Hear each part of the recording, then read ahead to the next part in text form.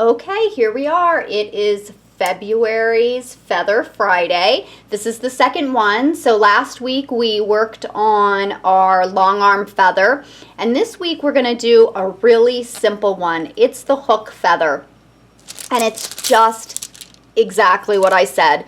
It's a hook. You're going to come out, okay, and then you're going to bounce back in, and you're going to come out, and you're going to bounce back in.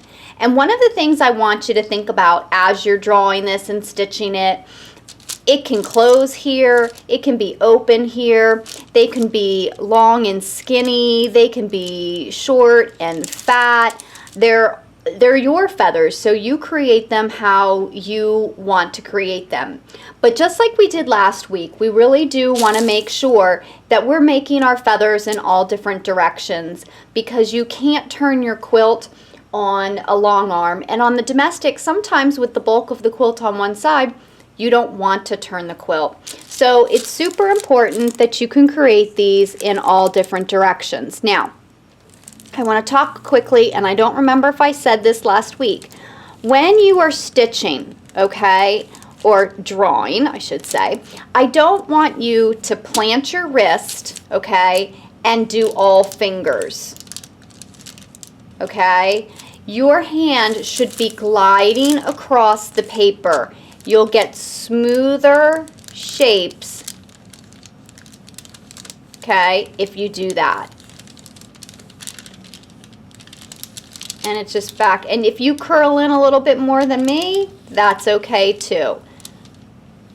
I just taught these feathers down in Virginia Beach at Birds of a Feather, and that was super, super fun. And everybody walked away from this class with a feather that they were proficient at. So one of the other things I want to talk about is that don't feel that it's a necessity, thank you, to come all the way down to your spine. You can have some space in between, okay? So remember, they're your feathers, and you're going to create them how you want to create them. And I hope that you guys printed off my, my little spine sheet here so that you can practice in different directions and a curly Q and a wreath and all of that. It really does make it easy.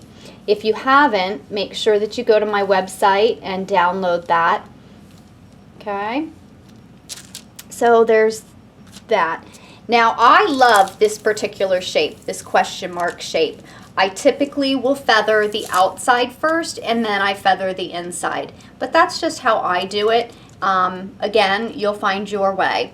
And a lot of times I don't want it to fill up my whole block, so I'll just put in a guide of where I want the feathers to come out to.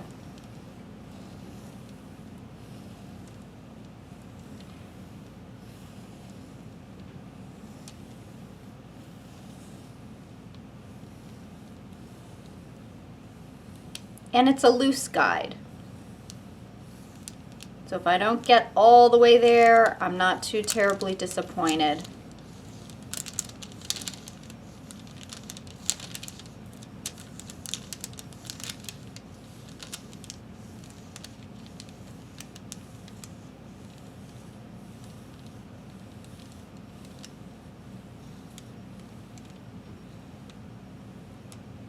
Now, a lot of times what will happen is I like to stitch things with as little starts and stops as I possibly can. So what I would have done was I would have stitched this spine first. So I would have started here, I would have come down, I would have stitched that, and then I would go right into my feathers. When I get back up here, I would probably come and I would echo down and then start again. Okay? That way I could accomplish this block with just one start and stop, because that's always good. We don't want to stop and bury our threads or take a couple little back stitches or anything like that. So it's really nice. Now, I like to say that when feathers get into the interior of a curve, they get a little lazy. And so when they get a little lazy, they lay a little bit on that spine. Okay?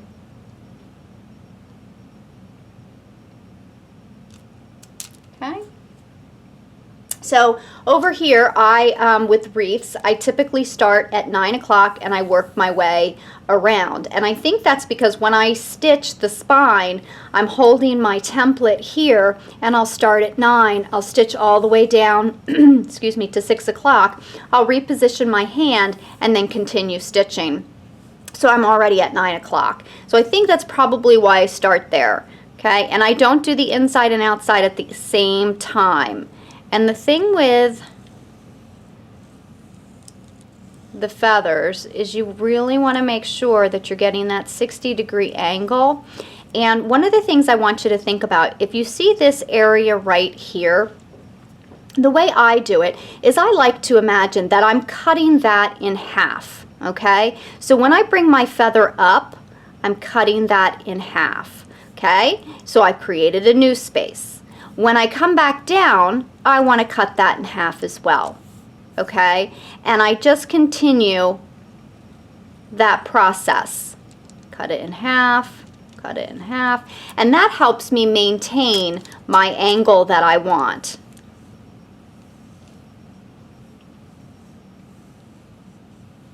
So we're just going to finish going around.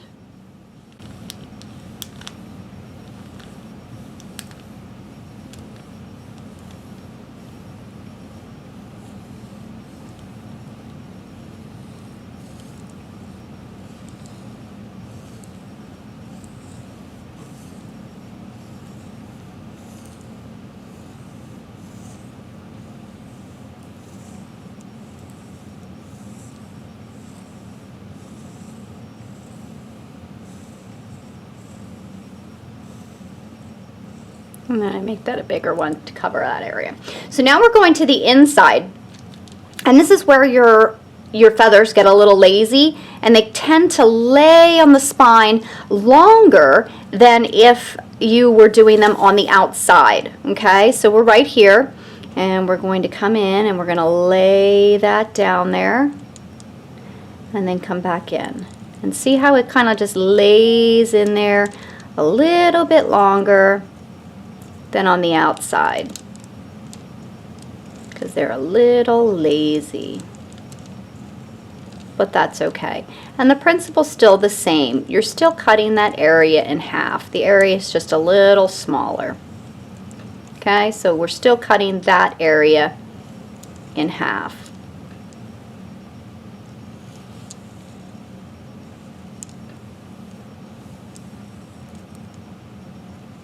And we have room for one more, so we're going to come up, give ourselves a little bit of room to get back down, and there we go. Okay? So then we've got our straight, and the nice thing about the straight is if you wanted to stitch the spine, you could, or you can bounce back and forth from side to side. And it gives you a little bit of a different look.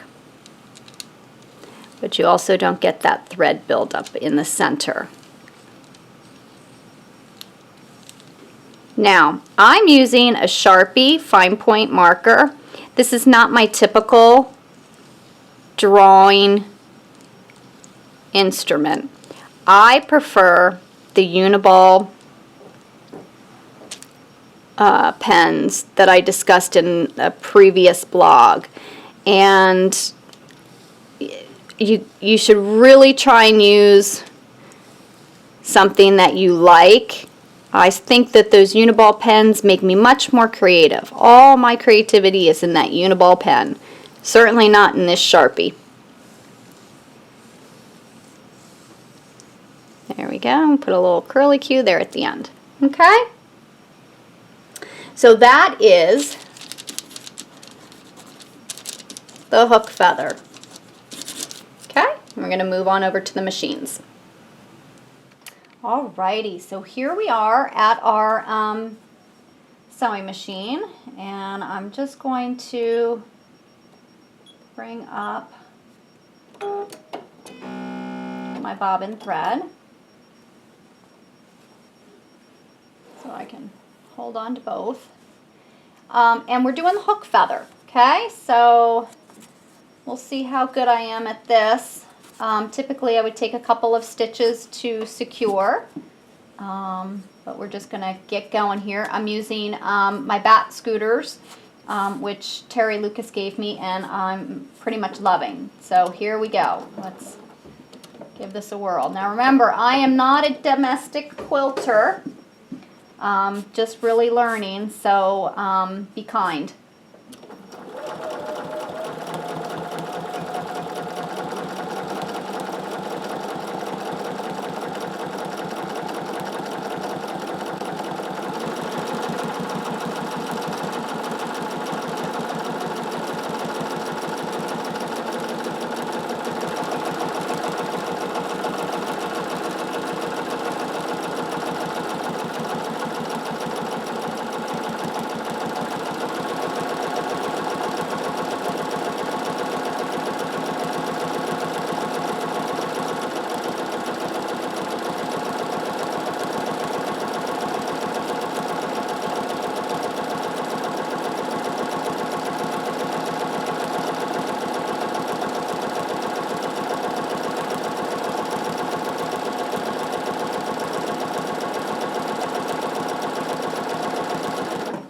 So I'm just going to reposition. Now remember, in order to get my angle correctly, I'm thinking about cutting this area in half.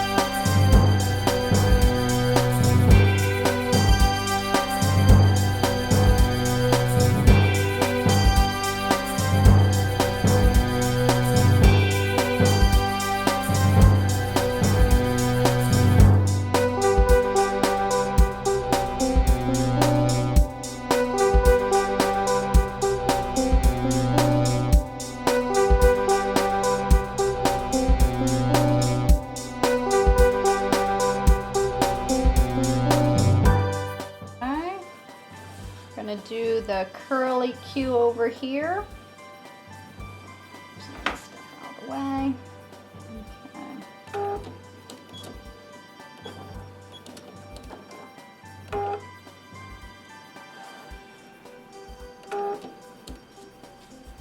Okay, here we go. Hopefully mine will get a little bit better.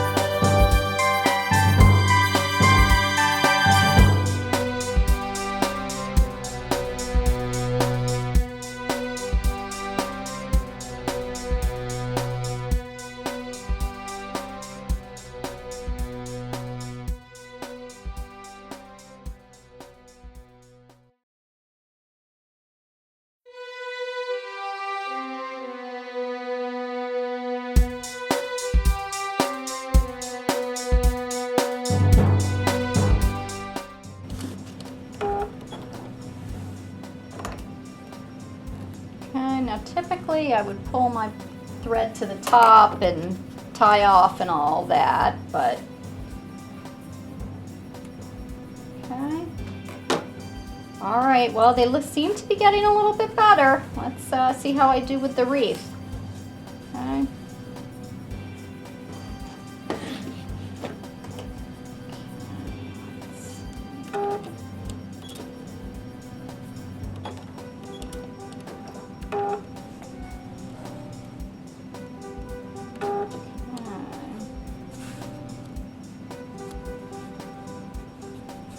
Here we go.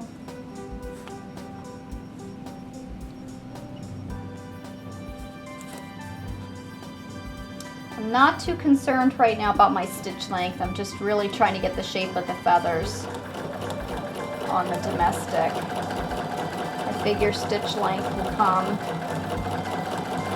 Oh, wait, what am I doing? Wrong feather. Okay, here we go.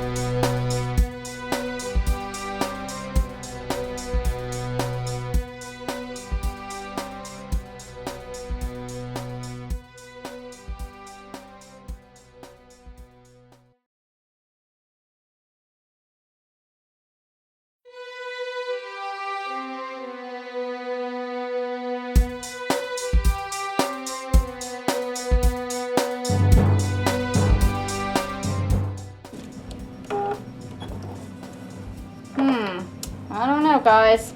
Thought I'd be getting better at it. Thought I would be getting better. Alright, let's go to our straight one.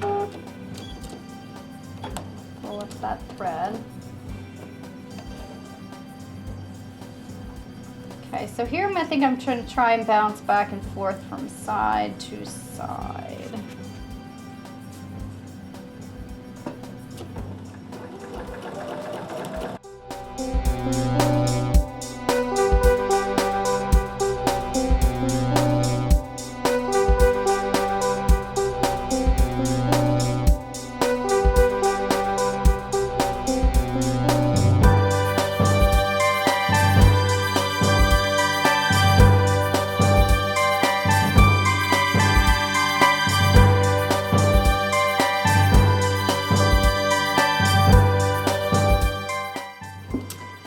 Alright, so there's my hook feather. I'm not quite so sure about this. It's not,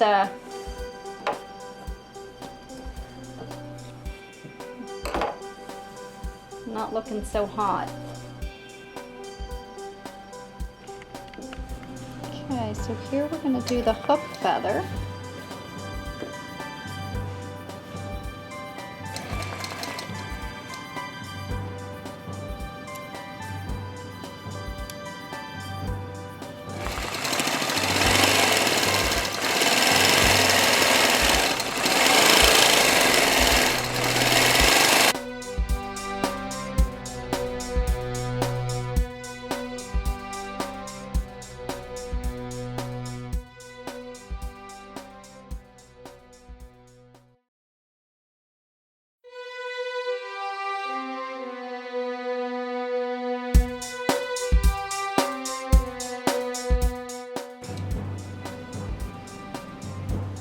Okay, so there's the hook. Now we're going to move on over to our question mark shape and do that. Oops.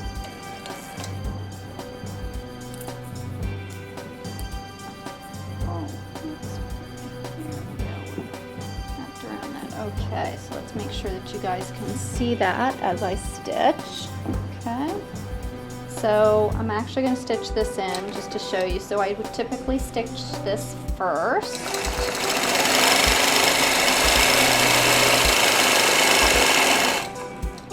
Okay, get rid of that.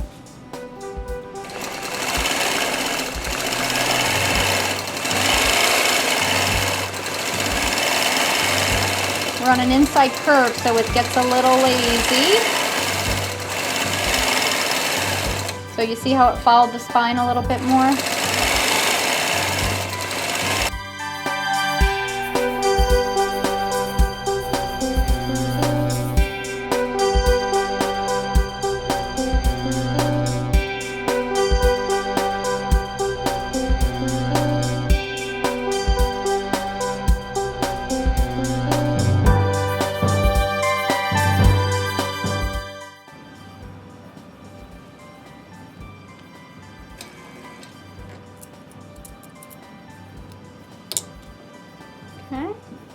And there's our curly Q. Okay, and we're going to move on over to our wreath. If I can get you closer in. There we go. All right, and I'm going to start at 9 o'clock and work my way around. Remember, I always tell you that first, it's really important to get that first feather at that correct 60-degree angle in order for the rest of your feathers to fall into place.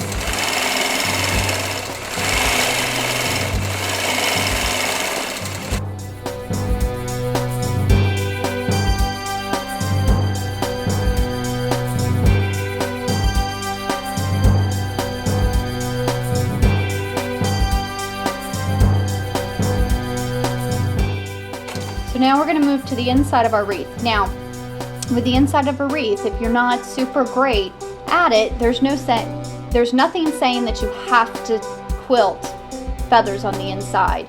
You can echo it and you can cross hatch, and that looks really pretty too. But I really encourage you to practice getting that inside feather on your wreath.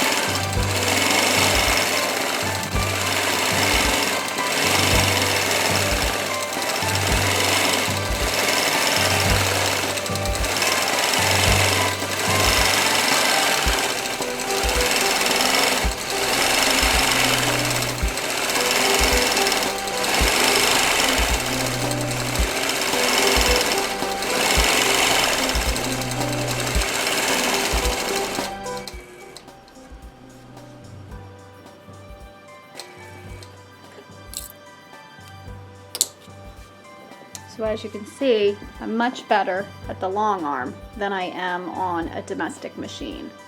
Okay, so let's move on over to our straightaway here. And just start at the bottom and work our way up.